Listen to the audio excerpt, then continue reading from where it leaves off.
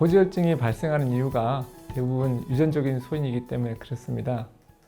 일반적으로 우리가 콜레스테롤이 음식물 섭취를 통해서 체내에 흡수된다고 생각하시기가 쉬운데, 실제로는 음식을 통해서 흡수되는 양은 20-30%에 불과하고 대부분 70-80%는 체내에서 콜레스테롤이 만들어집니다.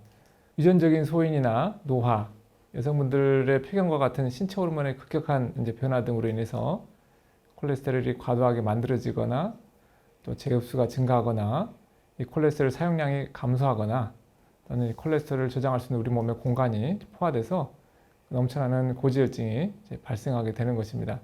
예를 들면은 대표적인 초식동물인 토끼나 염소는 풀만 먹는데, 이런 초식동물들에서도 우리가 피검사를 해보면 이들에게 필요한 만큼의 적정한 수준의 콜레스테롤이 있는 것을 확인할 수가 있습니다.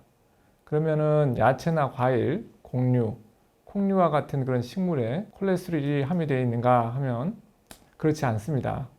콜레스테롤은 동물성 스테로이드의 대표적인 성분이고 식물에게는 전혀 없기 때문입니다. 그런데 어떻게 풀만 먹는 이런 초식 동물들의 적정한 혈중 농도의 콜레스테롤이 유지되는 것일까요?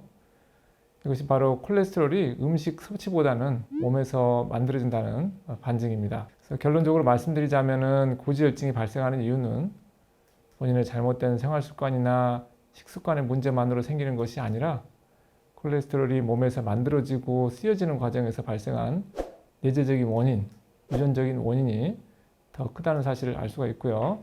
따라서 우리가 음식을 조절하는 것만으로는 우리 혈중 콜레스테롤을 충분히 낮추는 것이 쉽지 않다는 사실을 알 수가 있겠습니다.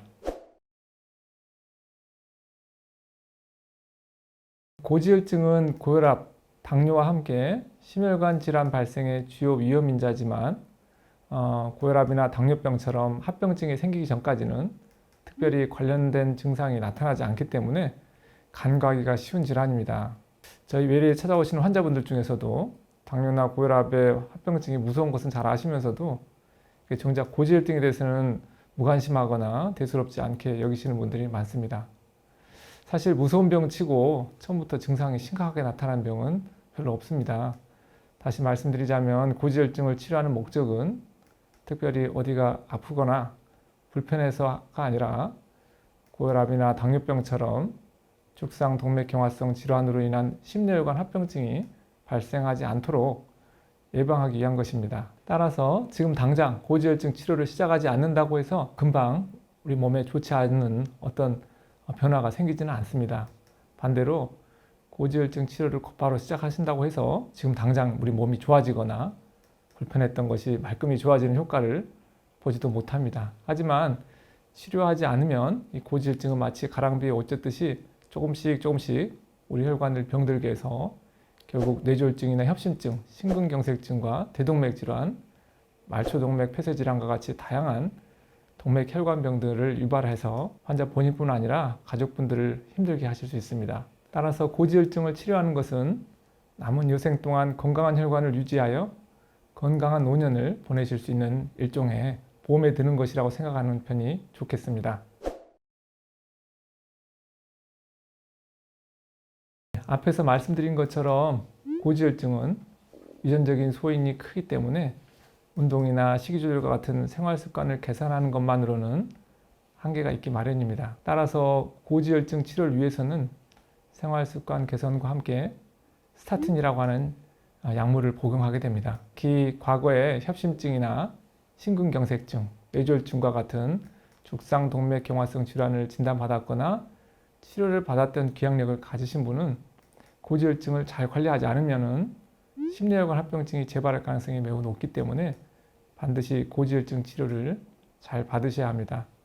하지만 혈액검사에서 고지혈증만 있고 다른 동반 질환이 없는 상대적으로 저위험군에 해당되는 분이라면 약물 치료에 앞서 생활습관 개선을 우선 시도하여 목표 콜레스테롤에 도달할 수 있도록 노력해 볼 수가 있고, 약물 치료를 병행하고 있는 분이라도 이 같은 생활습관 개선을 통해서 만일 약을 중단해도 될 만큼 충분히 콜레스테롤 목표 수치에 도달했다면 콜레스테롤 약을 중단해 볼 수 있겠습니다. 하지만 약을 중단하더라도 다시 콜레스테롤 수치가 상승할 수가 있고요. 또 나이가 드시면서 이전에는 이제 저위험군에 속했던 분이 다시 고위험군에 속할 수 있고, 또 없었던 죽상동맥경화성 질환이 새롭게 발생할 수 있기 때문에 주치의 선생님의 조언을 들으시면서 정기적인 혈액 검사를 통해 꾸준히 관리하셔야 하겠습니다. 또한 고지혈증으로 진단받고 나서 고지혈증 치료를 잘 받으시다가도 그 고지혈증 치료제인 스타틴의 부작용 때문에 약을 자유로 중단하시는 분들이 종종 계십니다. 스타틴의 대표적인 부작용이 바로 근육통이나 근력 저하 같은 근육 관련 부작용인데요. 이러한 부작용이 생겼을 때도 자유로 중단하지 마시고 주치의 선생님과 충분히 상의하셔서 약제 부작용이 확실하다면 다른 약으로 변경하거나 용량을 조절하는 등의 조치를 받으시는 것이 좋겠습니다.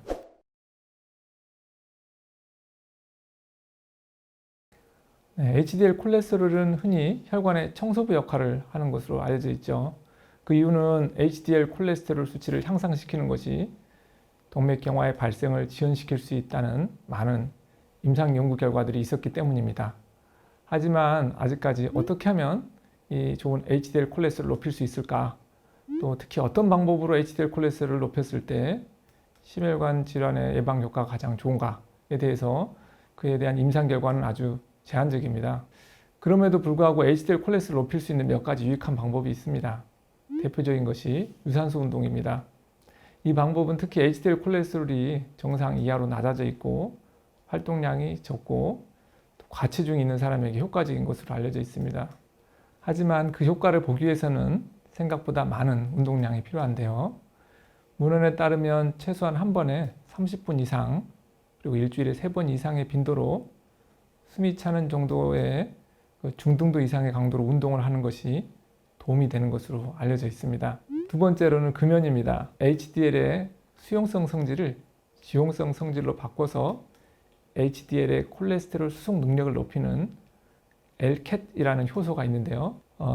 담배를 태우시면 이 효소의 활성이 떨어져서 HDL 콜레스테롤이 낮아집니다. 따라서 금연을 하시면 반대로 HDL 콜레스테롤이 높아지는 효과를 볼 수가 있습니다. 세 번째로는 뱃살을 관리하는 것인데요.